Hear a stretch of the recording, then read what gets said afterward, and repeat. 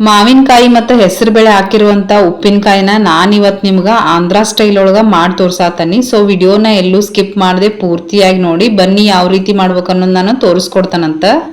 ಮೊದ್ಲಿಗೆ ನಾನಿಲ್ಲಿ ಮಾವಿನಕಾಯಿನ ತೊಳೆದ್ಬಿಟ್ಟು ಅದನ್ನ ಬಟ್ಟೆಲೆ ಕ್ಲೀನ್ ಮಾಡಿ ಈ ರೀತಿ ನಾನು ಮೀಡಿಯಂ ಸೈಜ್ ಒಳಗ ಕಟ್ ಮಾಡಿ ಎತ್ತಿಟ್ಕೊಂಡನಿ. ಇವಾಗ ನೆಕ್ಸ್ಟ್ ನಾನಿಲ್ಲಿ ಅದೇ ಕಪ್ಪಿನ ಅಳತಿ ಒಳಗ ಅರ್ಧ ಕಪ್ನಷ್ಟು ಹೆಸರು ಬೇಳೆನ ತಗೊಂಡಿನ ಇಲ್ಲಿ.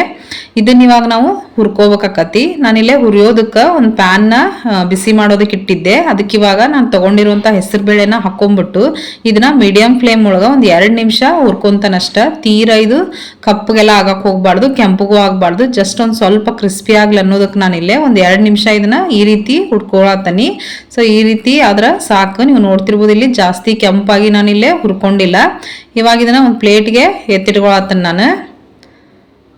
ಇವಾಗ ಇದನ್ನ ಕಂಪ್ಲೀಟ್ ಆಗಿ ತಣ್ಣಗಾಗೋದಕ್ಕೆ ಇಟ್ಕೊಂಡ್ಬಿಡೋಣ, ಯಾಕಂದ್ರೆ ಇದು ಪೂರ್ತಿ ತಣ್ಣಗಾಗ್ಬೇಕು. ಇವಾಗ ನಾನು ತಣ್ಣಗಾದ್ಮೇಲೆ ಹೆಸರು ಕಾಳು ನೋಡ್ತಿರ್ಬೋದು ನೀವು ಕಂಪ್ಲೀಟ್ ಆಗಿ ತಣ್ಣಗಾಗೈತಿ. ಇವಾಗ ಇದನ್ನ ಒಂದು ಮಿಕ್ಸರ್ ಜಾರ್ಗೆ ಸೇರಿಸ್ಕೊಳಕತ್ತನಿ. ಇವಾಗ ಇದನ್ನ ನಾವು ನುಣ್ಣಗ ಫುಲ್ ಪೌಡರ್ ಆಗ್ಬೇಕಿದು, ಅಲ್ಲಿವರೆಗೂ ನಾವು ಇದನ್ನ ರುಬ್ಕೊಂಬರ್ಬೇಕು. ನಾನಿವಾಗ ತೋರಿಸ್ತಾನೆ ನೋಡ್ರಿ, ಯಾವುದೇ ರೀತಿ ತರಿ ಆಗಿರ್ಬಾರ್ದು, ಪೂರ್ತಿ ಹಿಟ್ಟಾಗಿರ್ಬೇಕು. ಇದು ಅಷ್ಟು ನೈಸ್ ಪೌಡರ್ನ ನೀವು ಮಾಡ್ಕೊಂಡಿರ್ಬೇಕಿಲ್ಲಿ. ಇದೇ ಪೌಡರ್ನ ನಾನಿವಾಗ ನಾವೇನು ಕಪ್ ತಗೊಂಡಿದ್ವಲ್ಲ ಅದೇ ಕಪ್ ಒಳಗೆ ಇದನ್ನ ತೆಗೆದಿಟ್ಕೊಳತನಿ. ಸೊ ನೀವು ನೋಡ್ತಿರ್ಬೋದು ಇಲ್ಲಿ ನಾವೆಷ್ಟು ತಗೊಂಡಿದ್ವಲ್ಲ ಕಾಳು ಅಷ್ಟೇ ಹಿಟ್ಟು ಕೂಡ ಇಲ್ಲೇ ಬಂದತಿ. ಇವಾಗ ಅದೇ ಜಾರ್ಗೆ ನಾನಿಲ್ಲೇ ಸಾಸಿವೆನ ಸೇರಿಸ್ಕೊಳಕತ್ತನಿ. ನಾನಿಲ್ಲಿ ಅರ್ಧ ಕಪ್ನಷ್ಟು ಸಾಸಿವೆನ ಹಾಕೊಂಡನಿ. ಇದನ್ನು ಅಷ್ಟೇ ಇವಾಗ ಗ್ರೈಂಡ್ ಮಾಡ್ಕೊಂಡ್ ಬಂದ್ಬಿಡೋಣ. ನೀವು ನೋಡ್ತಿರ್ಬೋದು ಇಲ್ಲಿ ಇದನ್ನು ಅಷ್ಟೇ ನಾನು ಫುಲ್ ನೈಸ್ ಆಗಿ ಇದನ್ನ ಗ್ರೈಂಡ್ ಮಾಡ್ಕೊಂಡನಿ, ಯಾವುದೇ ರೀತಿ ತರ್ತರಿಯಾಗಿ ಮಾಡ್ಕೊಂಡಿಲ್ಲ. ಇದನ್ನು ಅಷ್ಟೇ ಇವಾಗ ಒಂದು ಮೆಜರಿಂಗ್ ಕಪ್ ಒಳಗೆ ತೆಗೆದಿಟ್ಕೊಂಡ್ಬಿಡೋಣ. ನೆಕ್ಸ್ಟ್ ನಾನು ಇಲ್ಲಿ ಒಂದು ಮಿಕ್ಸಿಂಗ್ ಬೌಲ್ನ ತಗೊಂಡನಿ. ಇವಾಗ ನಾವೇನು ಮಾವಿನಕಾಯಿ ಯಾವ ಕಪ್ ಒಳಗೆ ತಗೊಂಡಿದ್ವಲ್ಲ ಅದೇ ಕಪ್ಪಿನ ಅಳತೆ ಒಳಗೆ ನಾನು ಒಂದು 2 ಕಪ್ನಷ್ಟು ಮಾವಿನಕಾಯಿನ ಸೇರಿಸ್ಕೊಳಕತ್ತನಿ. ನೆಕ್ಸ್ಟ್ ಇದಕ್ಕೆ ಇವಾಗ ಖಾರದ ಪುಡಿನ ನಾನಿಲ್ಲಿ ಅರ್ಧ ಕಪ್ಗಿಂತ ಸ್ವಲ್ಪ ಕಡಿಮೆನ ಇಲ್ಲೇ ಸೇರಿಸ್ಕೊಂಡನಿ. ನೀವು ಖಾರಕ್ಕೆ ತಕ್ಕಂಗ ಸೇರಿಸ್ಕೋರಿ. ಇವಾಗ ಇದಕ್ಕೆ ನಾವೇನು ಸಾಸಿವೆನ ಪುಡಿ ಮಾಡಿ ಇಟ್ಕೊಂಡಿದ್ವಲ್ಲ ಅದನ್ನು ಇವಾಗ ಹಾಕೊಳಕತ್ತನಿ.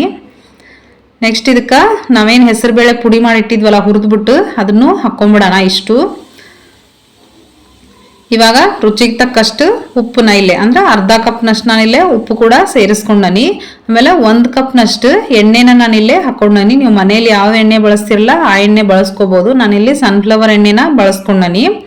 ಇವಾಗ ಇವೇನು ಹಾಕಿದ್ವಲ್ಲ ನಾವು ಇಂಗ್ರೀಡಿಯೆಂಟ್ಸ್ ಇವನ್ನೆಲ್ಲ ನಾವು ಕೈಲೇನ ನೀಟಾಗ ಮಿಕ್ಸ್ ಮಾಡ್ಕೋಬೇಕು. ನಾನಿಲ್ಲೇ ತೋರ್ಸಾಕತ್ತನ್ ನೋಡ್ರಿ, ನಾವು ಎಷ್ಟು ಚೆನ್ನಾಗಿ ಇದೆಲ್ಲ ಹೊಂದ್ಕೋಬೇಕು ಆ ರೀತಿ ನಾವು ಇದನ್ನ ಕೈಲೇನ ಕಲಿಸ್ಕೋಬೇಕಾಕತಿ. ನೀವು ಬೇಕಂದ್ರೆ ಇಲ್ಲಿ ಎಣ್ಣೆನ ಜಾಸ್ತಿ ಕೂಡ ಹಾಕೋಬಹುದು, ಒಂದು 2 ಕಪ್ನಷ್ಟು. ನಾನಿಲ್ಲಿ ಜಾಸ್ತಿ ಬಳಸಿಲ್ಲ, ಕೇವಲ 1 ಕಪ್ನಷ್ಟು ಬಳಸ್ಕೊಂಡನಿ. ನೀವು ನೋಡ್ತಿರ್ಬೋದು ಇಲ್ಲಿ ಎಷ್ಟು ಚೆನ್ನಾಗಿ ಆಗೈತೆ ಅಂತ ಹೇಳಿ ಉಪ್ಪಿನಕಾಯಿ.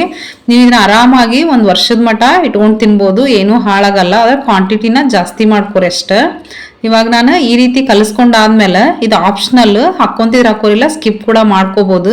ನಾನಿಲ್ಲಿ 7 ರಿಂದ 8 ಬೆಳ್ಳುಳ್ಳಿನ ಸಿಪ್ಪೆ ಸಮೇತ ಹಾಕೊಂಡನಿ. ಆಮೇಲೆ ಒಂದು 2 ಬ್ಯಾಡಗಿ ಮೆಣಸಿನ್ಕಾಯಿನ ಮುರಿದ್ಬಿಟ್ಟು ಸೇರಿಸ್ಕೊಂಡನಿ. ಇವಾಗ ಇನ್ನೂ ಅಷ್ಟೇ ನೀಟಾಗ ಒಂದ್ಸಲ ಮಿಕ್ಸ್ ಮಾಡ್ಕೊಂಡ್ಬಿಡೋಣ.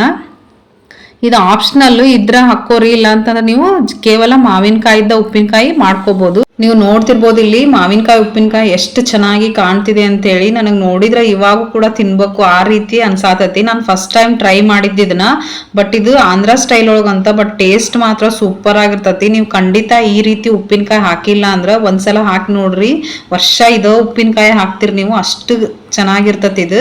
ಇವಾಗ ಇದನ್ನ ಯಾವ ರೀತಿ ಸ್ಟೋರ್ ಮಾಡ್ಕೋಬೇಕು ಅನ್ನೋದನ್ನ ನಾನು ನಿಮ್ಗೆ ತಿಳಿಸ್ಕೊಡ್ತೇನೆ ನೋಡ್ರಿ.